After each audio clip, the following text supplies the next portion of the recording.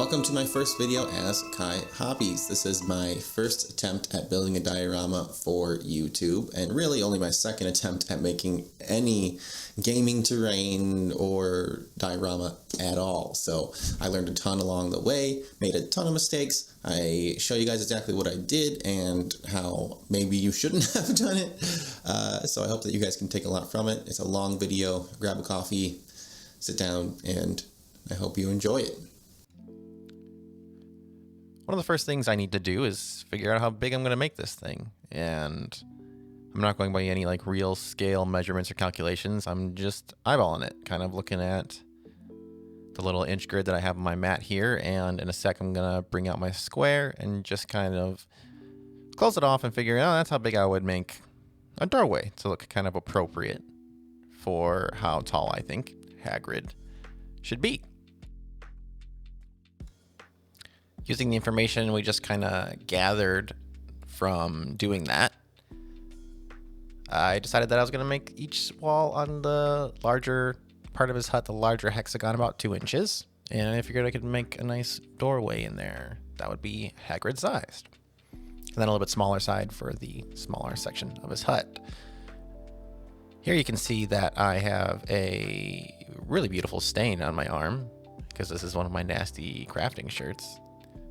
But also, you can see that I'm using inch-thick XPS pink foam, insulation foam. For this, I'm going to stack it 3 high for each section, just using these shapes that I made from computer printout. Now, I have to warn you, if you're an experienced crafter, these next few shots are going to be painful.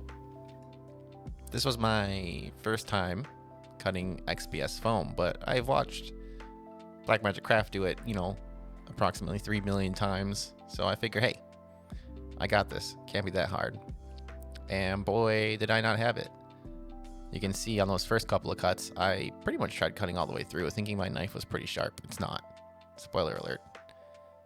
And then as I move on here, I start to realize that I have to make a lot of shallow cuts in order to make this work. So I get progressively shallower and do progressively more. The cuts do get a little bit better, but I eventually just found out that this kind of crappy knife I was using is not nearly as sharp as I thought it was.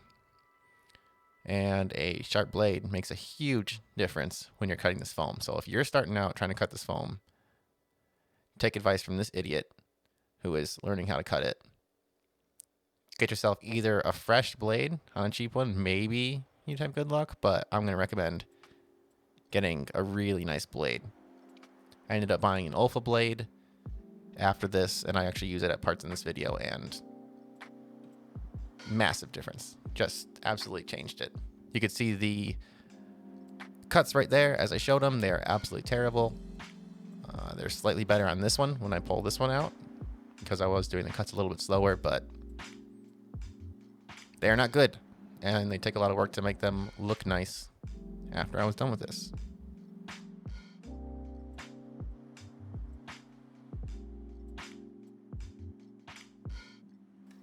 After I get the 3 main pieces cut up, I stack them up just to see how they line up, see how they look. And pretty bad, but fairly confident that I can fix it. So I'm going to go ahead and leave them and cut out the parts for the smaller section of the hut.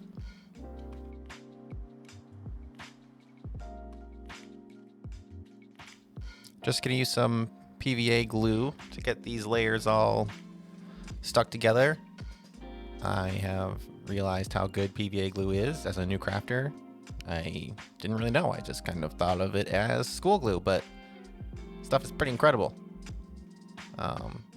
This brush is kind of like a wash brush. I found that it works pretty dang good for moving this stuff around in a nice even layer. So I'm just going to put a coat in between each of these for the big section of the hut and small section of the hut, and then just put some weight on it. Let them set. I think I let these guys go overnight just to make sure they were really well and good stuck together, because I knew I was going to have to cut up the sides to make them nice and even.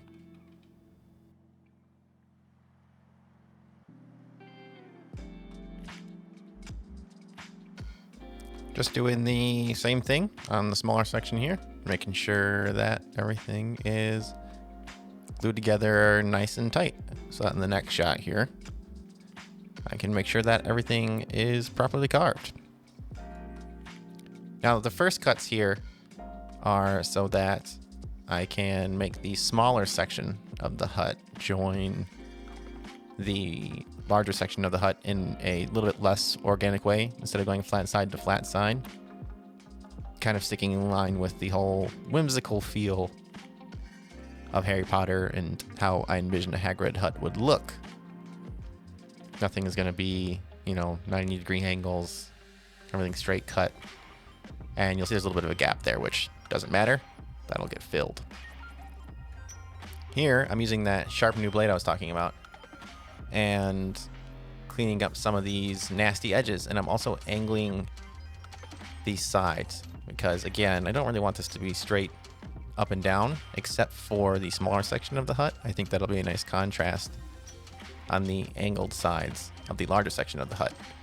And as I'm cutting with this new sharp blade, you can see that the cuts are just miles apart from how they were with the old blade. So much smoother, even though it's cutting on a surface that has glue in it and is rough from my previous Garbo cuts.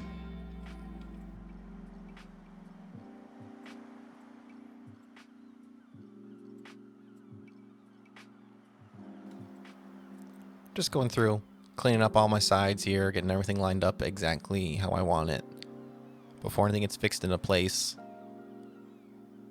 This is a good time to ask you in the viewer section, do you like seeing this much detail? Is it better to cut the videos short, not include this much stuff, just show the major steps, make the video shorter? Let me know in the comments what you prefer. Videos long format like this, or you want them a little bit shorter. Now I'm going to figure out how big I want the actual base of this model to be. I'm using my square and just the outline of my cutting mat there to get a general idea, moving things around before I make any cuts. And right about here is the size I decided to make it. I believe it's about 6 inches by 8 inches for the base. And here's a cutout on foam core. I'm not gonna show you how to cut foam core, that's super easy. And there's like a gazillion videos on it. So we're just getting our placement here, and then I'm gonna put Hagrid in front so I can kind of get an idea where I want everything. Do some quick guidelines. These are obviously gonna be covered up later on. This is just to make it easier for me to glue. And find out where the heck I want to put Hagrid. And again, just a little guideline, even though he ends up being in a little bit different spot. Using my super awful, absolutely terrible, probably was like $2 glue gun to put some glue on this and glue it down. I hate hot glue. I hate hot glue strings, but man, is it convenient. You can see I also use a toothpick support in between those two just to kind of make my life easier holding them together. I decided to use some DOS clay to fill up this gap here and kind of make it look like, I guess, would you call it a plaster? Maybe a mortar section that would kind of join the two buildings together. Again, does end up getting covered up, and I'm not a huge fan of DOS clay, but for this instance, it was pretty good. I know a lot of crafters really like it, and it might just be because this is the only second time I've used it, but I'm not really digging it, not really feeling it. But a little bit of water helps you work it, smooth it up here really quick. I got these plastic sculpting tools. Well, they were for like $5 on Amazon, so they're probably more like toys than tools, but they get the job done. And I'm just going to fill in the gaps here, making it as smooth as I can with my finger, using some water to make it nice and smooth.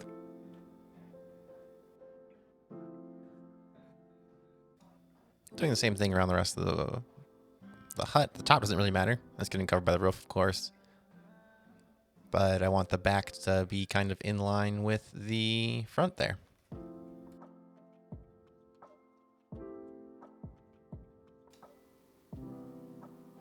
always make sure that you give a really awkward thumbs up to the camera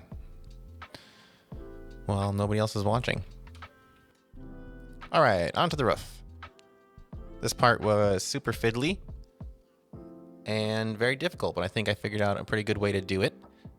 As a material, I'm going to go ahead and use a cereal box and some frozen breakfast sandwich box. Don't mind my diet. I live alone, so I have the diet of a 12-year-old with no self-control. Sort of everything on this roof is freeform, so while it worked for me, I don't know if I could recommend this for somebody else. I start by cutting out a trapezoid shape and kind of fitting it to the side there, and then I move on and just cut several more of these trapezoid shapes about the size of the sides according to the hut.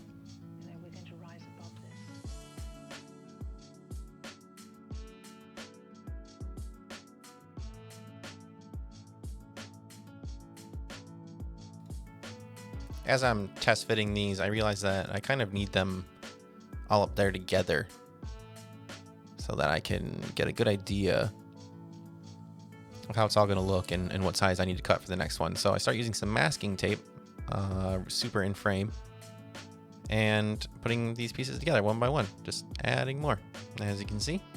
And then because I'm using masking tape, I can kind of fold it, bend it around, doing the small and the big side of the hut together, just because you kind of have to make them all work together.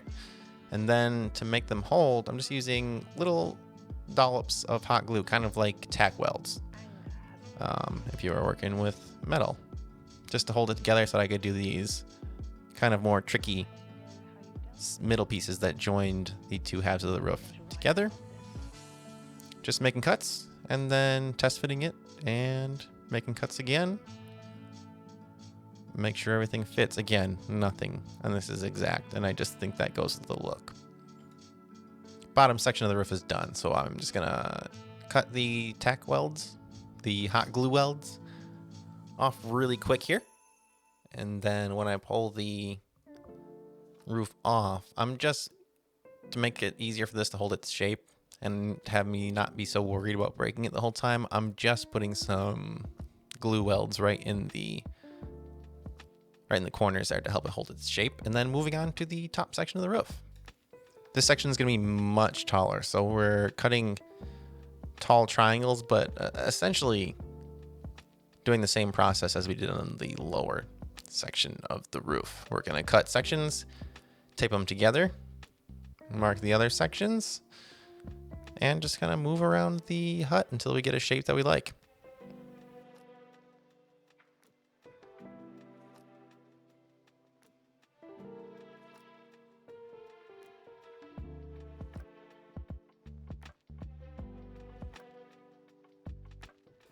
Definitely don't do what I do with knife safety.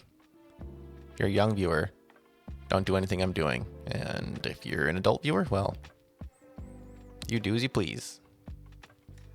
I think I even have a Band-Aid later on in this video as proof of that. After fiddling around with this for an annoying amount of time, you get a nice two-steeple roof for your Hagrid hut. It doesn't matter how messy it looks. You'll notice the tips are looking a little rough, and that's okay. Everything's going to be covered with shingles. This is basically just something for us to glue the shingles on and get the basic shape. Threw this piece in here just to make sure the roof stayed at the proper height. Okay, on to bricks. Enough roof stuff. So I thought maybe just with foam core I could carve a brick shape into there, paint it. It would be super nice and convenient, but I hated it. So we're bricklaying. Cut a bunch of foam core strips out here. No paper on this foam core. Took the paper off. Cut a bunch of strips, and then we're just gonna group them up here.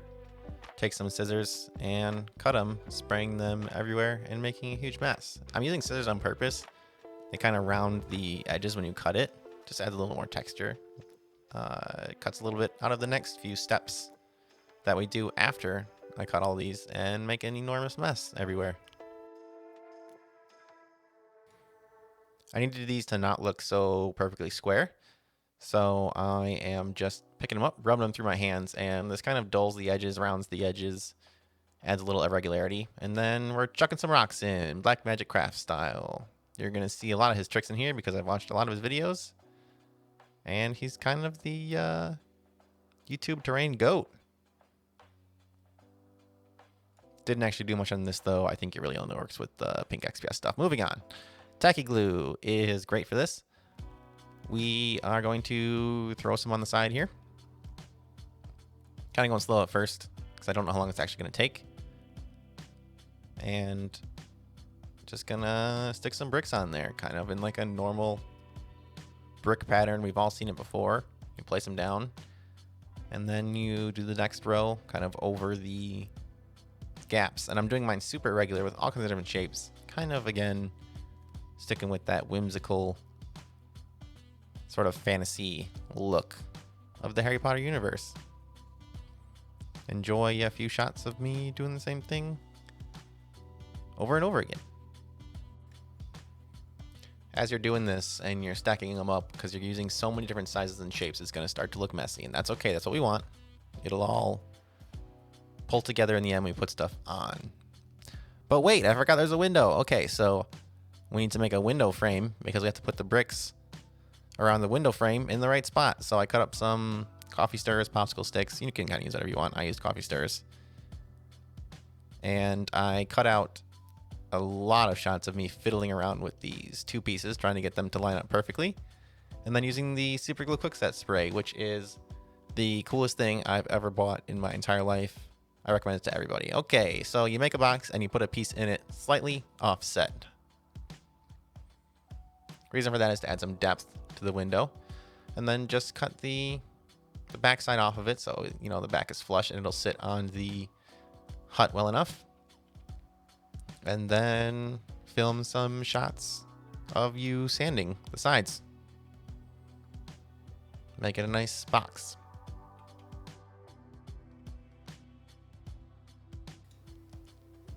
You can't tell here because I didn't focus the camera at all, but I'm using some foam sanding sticks to get inside there. Make sure everything looks really nice. And voila. You've got a cute little window frame. Test fit it in the bricks that we laid down. I actually laid these and then measured the window to the size. And then just kind of shove it in here. And then pull it back out because I want to put some glass in it. As I'm putting that in, you can see that I made a door. But don't worry, I'm going to show you how I made that after this. I'm using just some plastic from some packaging. I think it might have been what the knife came in, actually. And I'm going to cut it to the size of the window. Test fit it, trim it up, make sure it fits real nice. And then I'm going to draw some crisscross lines on it. If you'll remember from the Prisoner of Azkaban look, they had the grating and then a green tint to the glass, I believe. I do it on this, so I hope so. Off camera, I airbrushed this with a green acrylic paint because the acrylic paint is pretty transparent. And then I put a clear coat on it to seal it in because the paint doesn't really stick to this plastic. Now let's talk about that door. You get a glimpse at a first base coat Hagrid here. I'm using him to get the size of the door. Just marking right side, and then we'll mark the left side of him and about how tall he is so we can cut it out. And then found out that a Citadel paint pot is about the right radius he wanted for the top. So we're just going to use that. Mark the top up of the door. This is from a styrofoam bowl or styrofoam plate. I use this for several steps in this hut, but it's great because it's thin and you can add texture to it really well. Cuts super easily, and it's just really easy stuff to work with. So I'll go ahead and cut out your door here.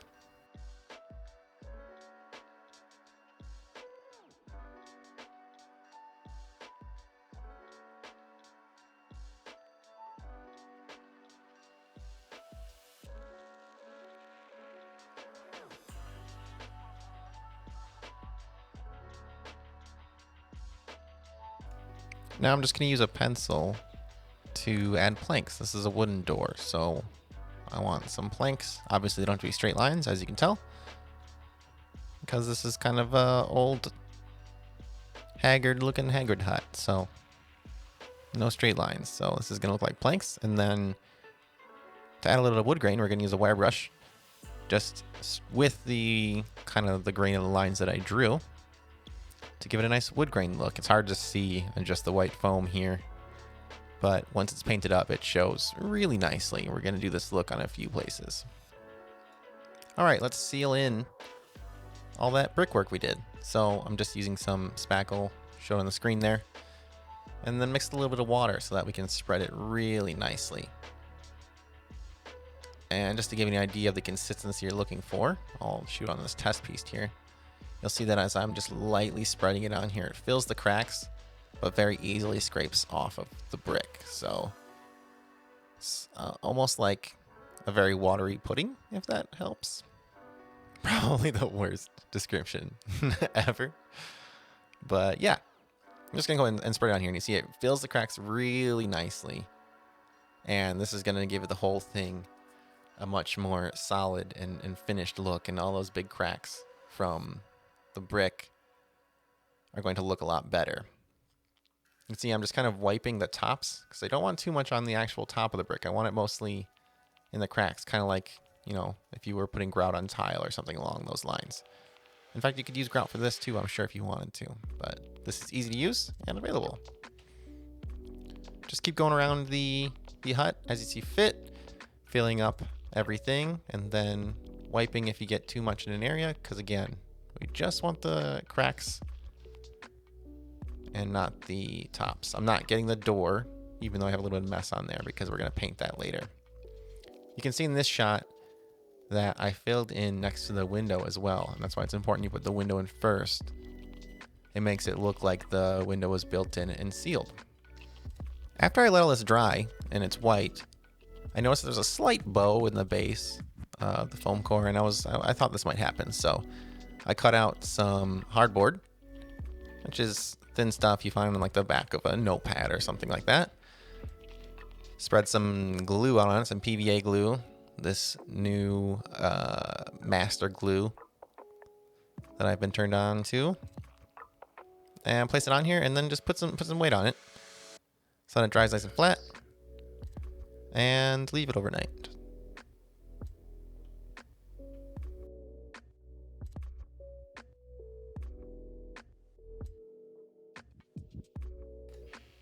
Now, a flat base would be pretty dang boring, so we're going to add some elevation and a little bit of texture to this using our trusty spackle again.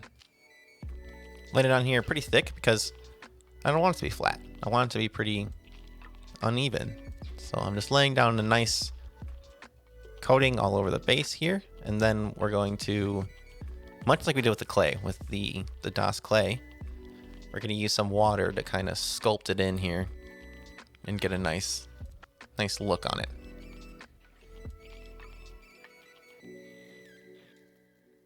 You'll see I'm using mostly my finger for this, and it's kind of the best thing I found for this, best tool for the job.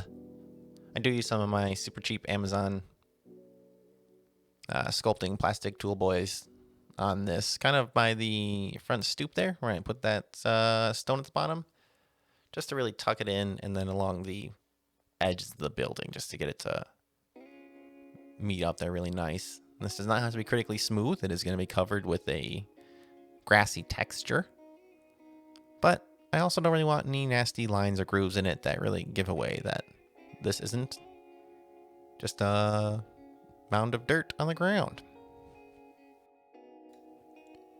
I'm kind of boring out the little walkway here in front of the door because I'm predicting that being a little path walking out of it. So just to have that kind of set into the ground a little bit more would add a nice variation. Just a tiny bit of realism. I think the little details like that kind of make it. Now, it was still a little flat for me, so what I'm doing is dropping a large glob of it on here and then just patting it down with some water in my finger just to give a little bit of height difference, a little bit of elevation there. And then smoothing it out.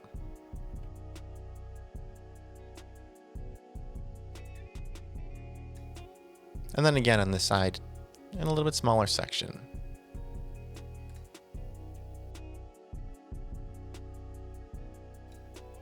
All right, let's get started on the roof. Let's talk about shingles. All right, plastic foam. Wire brush for wood texture. We already saw this on the door. Doing it again. I'm going a little more aggressive with the wood texture on this though, because in my mind, shingles are pretty distressed. They're getting rained on all the time, and if they're made of wood, it's gonna happen. Cutting it in strips because we're gonna basically cut square and rectangle shaped shingles, all different sizes, nothing measured. I want it to look really irregular.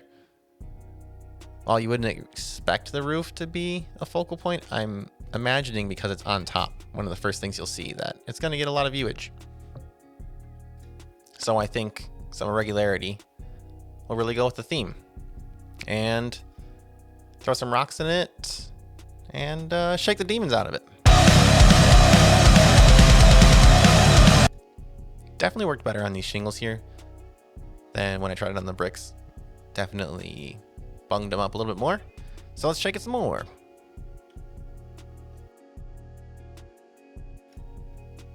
Process for this is going to be very similar to the brick walls, as a surprise to no one. I was feeling a little more ambitious on here though, so you'll see that I'm actually doing 2 sections at a time. Found out after doing the bricks that I think that's a manageable thing. And I actually spread the glue out with the paintbrush for these, and I think that would have been smart to do with the bricks as well. I only did it for about half of the bricks.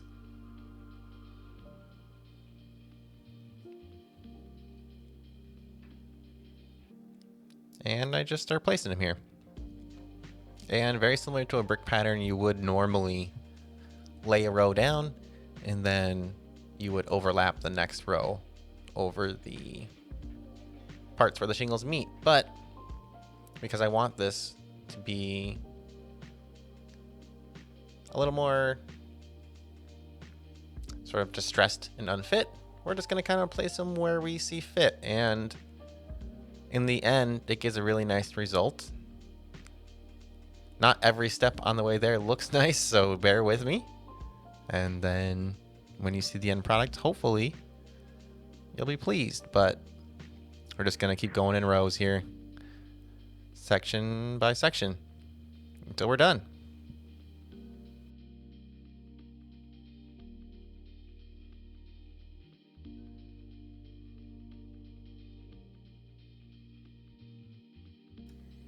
If you're looking at this and thinking, wow, that's a lot of gaps. That looks like butts. Yeah, you're right, but we're going to fix that. It's all part of the plan.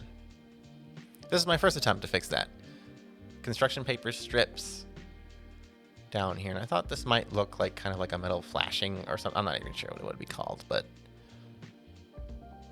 put it down there. And as I start laying it, I'm immediately apprehensive, not feeling this. So I rip it off and decide let's not do that.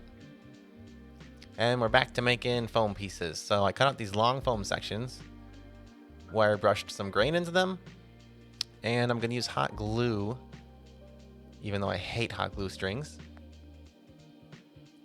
to put them down on the section here, and then I overlap them on the way up, and this was the way to go. This changed the look of the hut big time from that awful construction paper idea, and it looks great except for the tips, which are the next steps. So for the tips, I cut out foam triangles, put some wood grain on them, and then just glued them up. The one on the larger section of the roof I'm not a fan of, but I do like the one on the smaller section. All right, so big change here. You might think, wow, a lot happened, but really, I just put some Mod Podge over the whole thing, watered down a little bit, Mod Podged all of it so that I could spray paint it without damaging anything, and it just makes everything a little bit harder. Don't forget to mask off the window so that you don't spray any primer onto your window.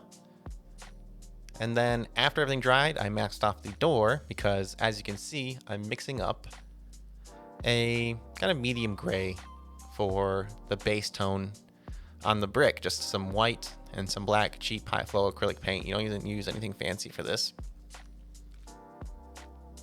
In fact, I would encourage you not to. And then just a drop of a kind of tan color, just make it a little more earthy, a little more natural looking. It's hard to pick up on camera the difference even once this is mixed in, but trust me, it's worth it. In person, you can tell the difference. Now we're going to dry brush, and I've dry brushed a bit before, but this is the first time using makeup brushes. See all the crafters on YouTube recommending makeup brushes. In fact, I think Uncle Adam was the first one who I saw it from. So as you can see, if you've never dry brushed before, you put some paint on the brush and then you wipe it off on the paper towel. Almost all of it. I didn't wipe off enough here. As you can see, I go back and wipe off some more. Now I want this to be a heavy dry brush to begin with. So there's going to be more paint than would normally left on the brush afterwards, but I had a little bit too much in the first section there. And as you can see, I'm just going over the whole thing, and it just fills the gray in all the right spots. It leaves a ton of the black in the recesses, makes a ton of depth for just a few short minutes of painting. It's so effortless and really sells it, but we need more layers. This on its own is not enough.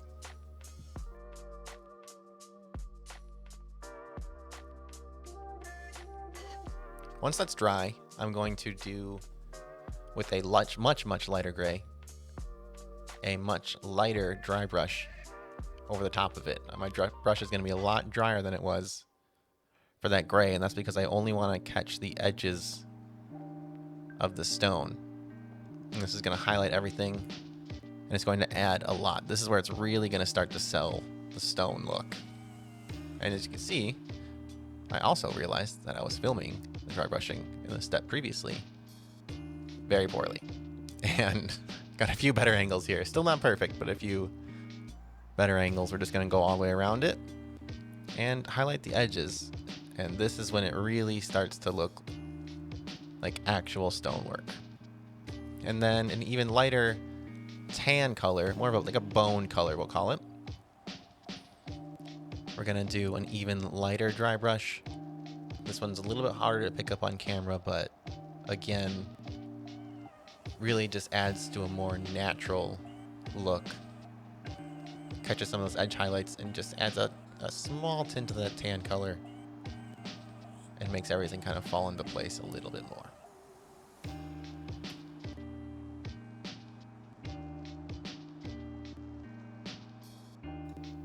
While it's drying, we'll start with the roof. And we're going to get a dry brush of this kind of caramely brown.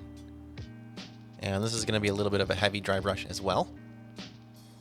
Not going to show you quite as much because you guys get the idea from now. This one, I'm going to keep most of my contact on the way down, not so much the way up. And that's really going to highlight the edges of the shingles and add a lot of depth to it. And it doesn't look great right now. It just kind of looks like a weird splotchy poo brown color. But we're going to add some after this. Light gray, a very light gray. And we're going to distress this because this is not fresh wood. This wood's been here a while. It's been rained on. It's weathered. And this is going to make it look like so.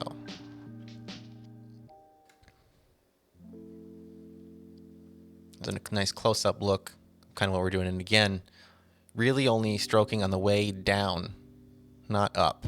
And it really accentuates the edges of those tiles.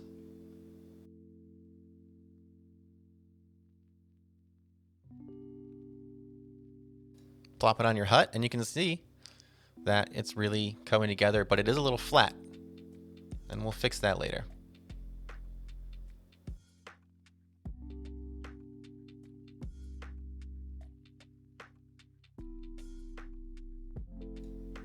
We're going to peel the tape off of this door. That should just be black primer now. So so that we can add some pop to that. Now this is going to be kind of a two-step process. We're going to do the caramel wood color that we did on the roof to give it that wood feel. And then we're going to age it in a little bit different way.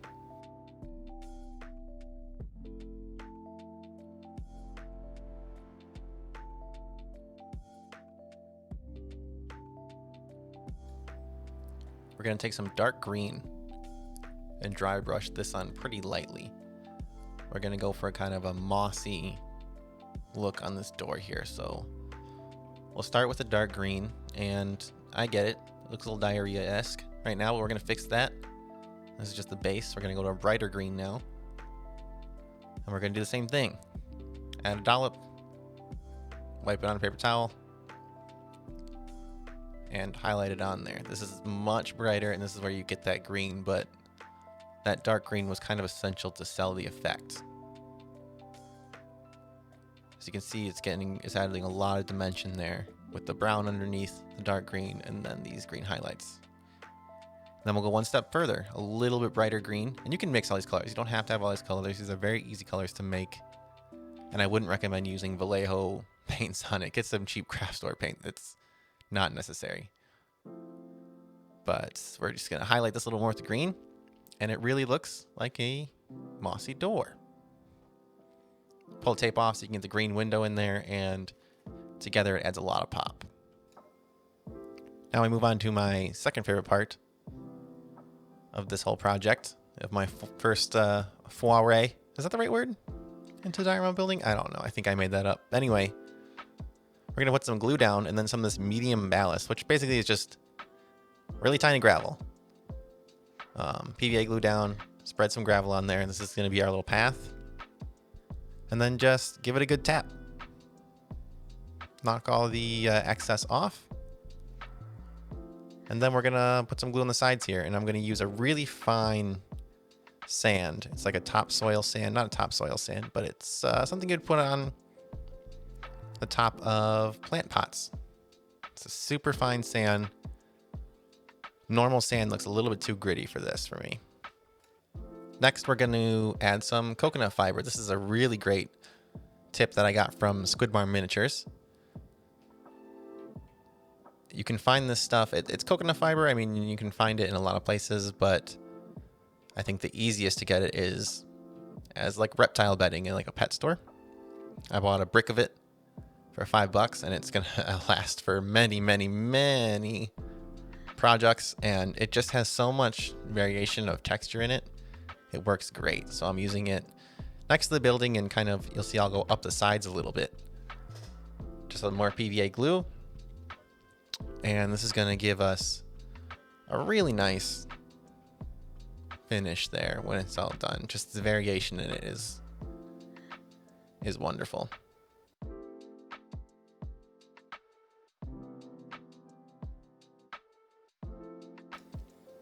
I forgot to film me gluing this on, but just a little bit of PVA glue and then some Woodland Scenics products on the side there. Some coarse turf, which kind of has a very mossy look. And then some of this clump foliage, which is great. You rip it into whatever size you need, stick it on there, and it has kind of a shrub/bush look. Blended turf and fine turf are going to get mixed together here with some of the coconut fiber in a bowl here. And then I'm going to use this as covering for the majority of it. All of that brown paint on there that just sort of looks like gross mud is going to get PVA'd and then covered in this mix. You don't want to do just one. Well, I suppose you could probably get away with the blended, but you certainly wouldn't want to do just green fine turf on here. It would look really flat. I want a little bit of variation, so mixing the three together will give us a nice look. PVA takes a little bit to dry, so you can do a pretty large area of this at once. You can lay it all down there and then start getting a nice thick coat on there.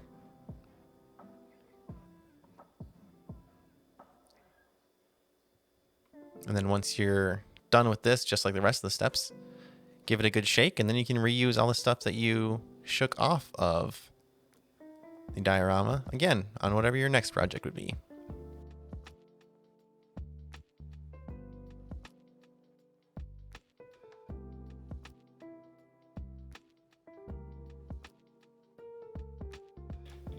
When you're done, you'll have this, but that's still a little flat, and we're going to do more with that later. First, we're going to add some stuff to the roof. You can see this moss texture on this test piece I have here, and we are going to add that to the shingles. Add a little bit of pop and make it less flat. First, let's mix. I've got some PVA in there, and then I'm sprinkling in some fine turf and then some coarse turf, some products that we used already in this video. And then we're just gonna mix it up like some sort of really gross ranch dressing or something. Add a little bit more because I had too much PVA in there. And then when you're done, you get kind of that texture. It's very goopy, as it should be. And we're just gonna paint this right onto the roof, and then when it dries, all you'll see is the moss sections, and it's gonna look really cool. I got this, I think this was from a Black Magic Craft video. I watch a lot of crafty YouTube videos. It's hard to keep them all straight, but I'm pretty positive this was a Black Magic Craft. With this, I do a lot of brush strokes up against the grain of the shingles, much opposite of how we dry brushed it. And that's kind of pushes the moss into the sections where it would sort of naturally grow onto the shingles, at least to my eye, and it looks pleasing. It looks goopy now, but when it dries, you won't see any of that glue. You'll just see the green. And then I decided, hey, why not? Let's put some on the side of the hut. Nice wrap around the window there, and then we can let that dry.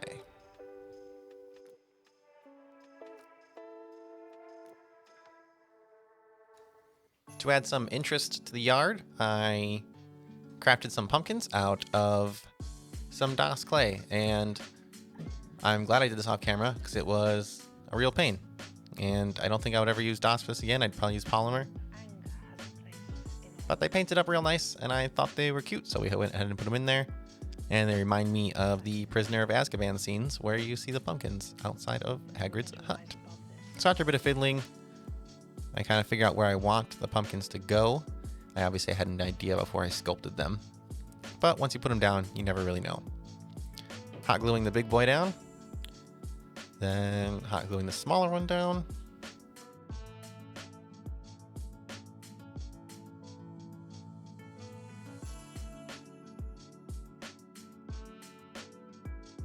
Then super gluing the stem back together because I was fiddling too much and broke the stem. Okay, moving on. Let's glue some more stuff down. We're gonna start with some of these little clay rocks that I made and painted up. Same painting method as the bricks on the Hagrid hut. So you can use that for a ton of things. Just hot gluing them down, pulling the dreaded hot glue strings off. I hate hot glue so much. And then moving on to a product that I was so excited. I've never used these little stick-on tufts before, but I was really excited to use them, and they were super fun. As you can see, I'm trying to figure out the best way to get them off of the paper here. Grabbing it from the base where the glue is by the tweezers was the best. And then just kind of sticking it down. They're very sticky, so be careful, because if you stick them to the side of something like I do on the pumpkin here, it's there. Make sure you get it exactly where you want it to go.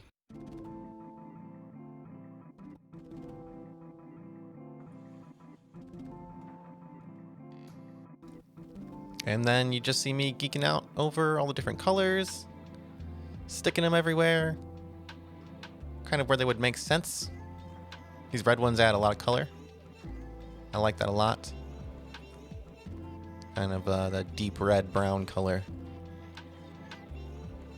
So I stick a few more of those on by the rocks on the left side, alongside the hut, in by the pumpkins. I got these cute little purple flowers too that add some nice color in something that is mostly all earth tones.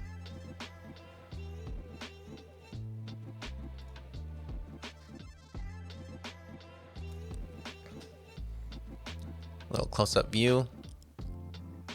I love all the little details in the landscaping that you really see if you stick your nose up there and look at it.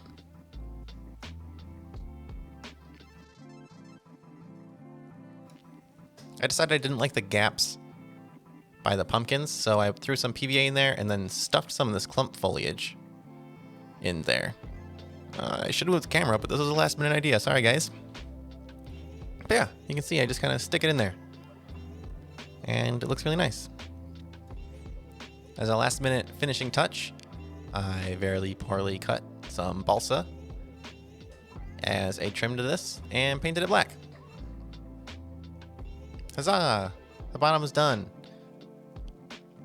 I also added just a little wire ring as a doorknob there. And then I got ready to glue my Hagrid. I didn't show you guys how I painted it because I don't consider myself a miniature painter, although I was very proud of this one. If I become better at miniature painting, maybe I will do more, but for now, I would just recommend watching Miniac or something along those lines. Maybe some Squidmar. Those guys actually know what they're talking about. Some shots of the now finished product. I'm super happy with how this turned out, but a few things I did after this. I dull coated everything with some testers, dull coat, and I also sealed in the flocking with a watered down PVC spray from a little spritzer bottle. If you're still around, maybe consider subscribing if you made it this far. My next video is already in the works, and I'm really looking forward to releasing some content. Thanks.